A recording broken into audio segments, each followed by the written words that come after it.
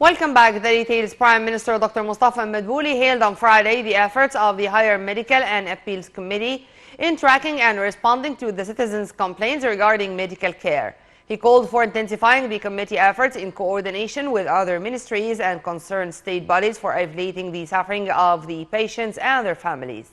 The Prime Minister made these remarks as he chaired a follow-up meeting of the committee's work during October.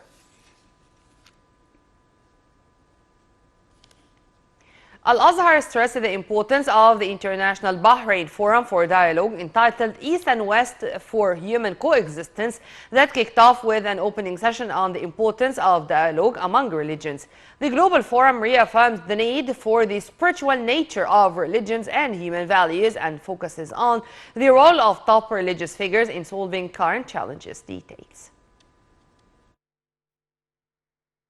Addressing the concluding session of a two-day East-West Dialogue Forum in Bahrain, Al-Azhar Grand Imam, Al-Imam Al-Akbar Sheikh Ahmed Al-Tayyib said on Friday that the cause of all crises that the world is witnessing is the absence of social justice regulations.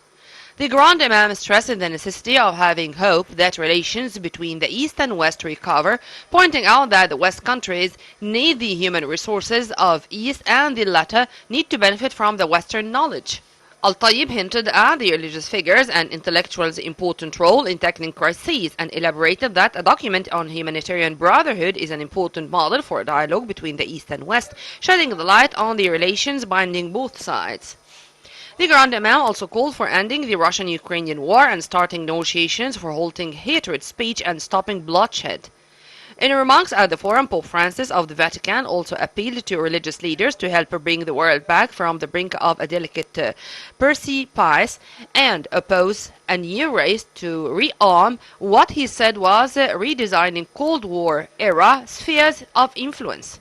Francis, without naming any countries, also condemned the financing of terrorism.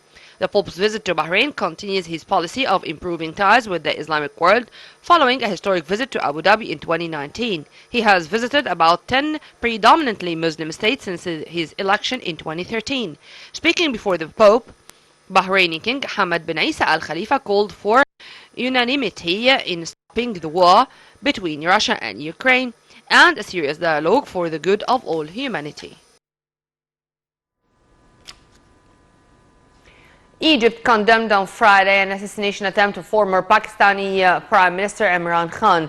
A foreign ministry statement expressed Egypt's solidarity with the government and people of Pakistan in combating all sorts of violence, terrorism and extremism, and wished a speedy recovery to the top Pakistani official and all the injured in the incident.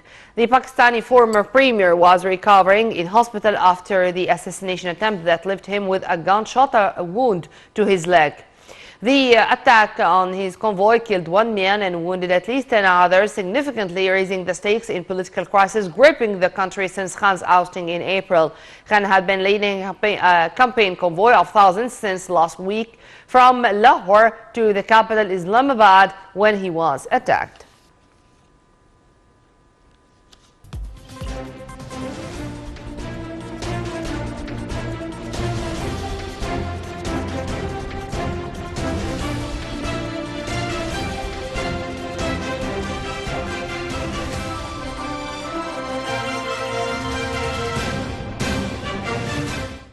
Minister of Finance Dr. Mohammed Mu'eed said on Friday Egypt will bring together global financing institutions and top economic figures when it holds a ceremony marking the World's Funding Day next Wednesday. The ceremony is set to be inaugurated by Prime Minister Dr. Mustafa Madbouli and will be held on the sidelines of the 27th UN Climate Change Conference in Sharm el-Sheikh.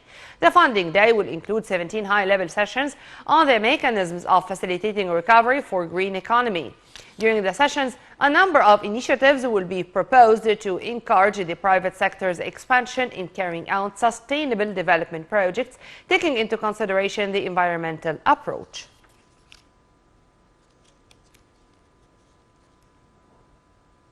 Egypt's stock market indices rose during last week's sessions, gaining £17.3 billion. The market's capital for companies listed in the bourse reached £763 billion, gaining 22.3%.